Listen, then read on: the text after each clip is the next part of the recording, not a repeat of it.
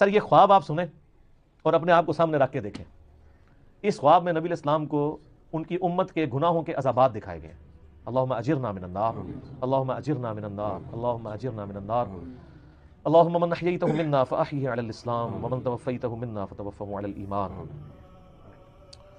تو نبی علیہ السلام فرمایا میں نے 2 آدمی دیکھے. اب یہ آدمی کون تھے؟ کوئی فرشتے تھے. تو اینڈ پہ پتہ چلے گا یہ کون تھے. ابھی آپ صرف اس کا سسپینس رکھیں. آپ نے بھی سسپینس رکھا ہے. آپ فرمایا میں نے 2 آدمی دیکھے، وہ میرے پاس آئے اور انہوں نے مجھے ہاتھوں سے پکڑا اور مجھے ایک مقدس سرزمین کی طرف لے گئے. وہاں ایک آدمی بیٹھا ہوا تھا اور ایک کھڑا ہوا تھا. اس کے ہاتھ میں لوہے کا ایک ٹکڑا تھا. وہ اس کو دوسرے آدمی کے جبڑے میں داخل کرتا اور اس کو اس کی گدی تک چیر دیتا. یعنی یوں ڈال کے نا ایسے، یہ گدی یہ کہتے ہیں، یعنی یہ ہے نا، یہ پورا جبڑا چیرتا ہوا پیچھے تک. پھر اسی طریقے سے دوسرے جبڑے کے ساتھ ایسا کرتا اور اتنے میں پہلا جبڑا ٹھیک ہو چکا ہوتا. استغفر اللہ. یعنی عذاب مسلسل. وہ کر کے ہٹایا تو وہ واپس آ گیا، پھر دوبارہ سے تکلیف شروع. سر یہ ایک دفعہ نہیں برداشت ہو سکتی. پھر وہ اس عمل کو دہراتا تھا. تو میں نے ان آدمیوں سے پوچھا یہ کیا ہو رہا ہے؟ تو ان دونوں نے مجھ سے کہا آپ آگے چلیے. تو میں نے ان کے ساتھ آگے چلنا شروع کر دیا. پھر ہم ایک آدمی کے پاس آئے جو زمین پہ چت لیٹا ہوا تھا اور ایک آدمی ایک بڑا سا پتھر لے کے اس کے سرہانے کھڑا تھا اور وہ اس کے ساتھ اس کے سر کو کچل رہا تھا. جب وہ اسے مارتا تھا تو پتھر لڑک کر جاتا، وہ اسے لینے کے لیے جاتا لیکن اس کے واپس آنے تک اس کا سر پھر بالکل ٹھیک ہو جاتا. توبہ توبہ توبہ.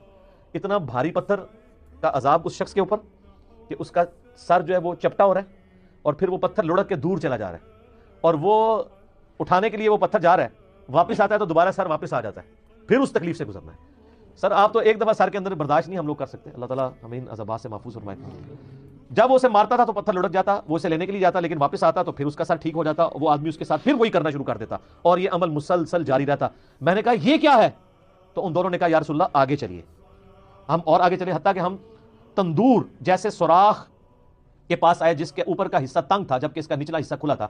اس کے نیچے آگ جل رہی تھی. جب وہ اوپر اٹھتی تو اس میں موجود افراد بھی اوپر بلند ہوتے. کوئی تندور تھا جو اندر سے بہت بڑا تھا تو اس میں آگ کے اوپر کچھ لوگوں کو تلا جا رہا تھا. جب وہ آگ باہر نکلتی نا تو وہ بندے بھی باہر یوں نکلتے، پھر وہ اندر چلے جاتے. استغفر اللہ. اللہم اجرنا من النار. سر یہ بخاری شریف ہے، یہ بزرگ شریف یا کہانی شریف نہیں ہے، یہ بخاری شریف ہے. اس کے نیچے آگ جل رہی تھی. جب وہ اوپر اٹھتی تو اس میں موجود افراد کو بھی اوپر بلند کرتی حتیٰ کہ ایسا لگتا کہ وہ اس سے نکل جائیں گے. اور جب وہ نیچے بیٹھنے لگتی تو وہ واپس چلے جاتے. اور میں نے اس تندور میں چند مردوں اور عورتوں کو ننگی حالت میں عذاب میں مبتلا دیکھا جن کے کپڑے نہیں تھے. میں نے کہا یہ کون لوگ ہیں؟ ان دونوں نے کہا یا رسول اللہ آگے چلے. ہم پھر چلے حتیٰ کہ ہم خون کی ایک نہر کے پاس پہنچے. وہاں نہر کے سامنے پتھر ہے.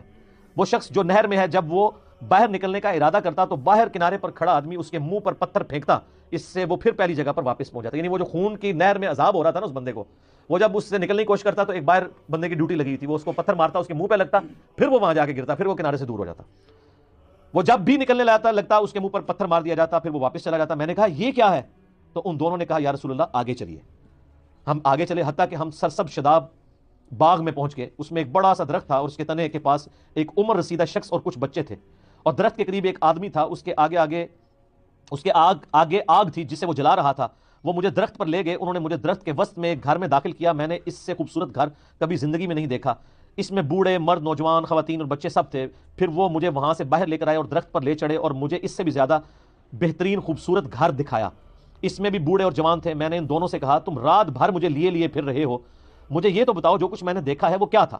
انہوں نے عرض کیا جی ہاں اب ہم آپ کو بتاتے ہیں. یعنی وہ سارے منظر دکھا کے نا نبی اسلام فرمایا کہ اتنا کچھ مجھے دکھایا، مجھے بتاؤ تو صحیح یہ کیا کچھ تھا. تو انہوں نے کہا اب ہم آپ کو بتاتے ہیں.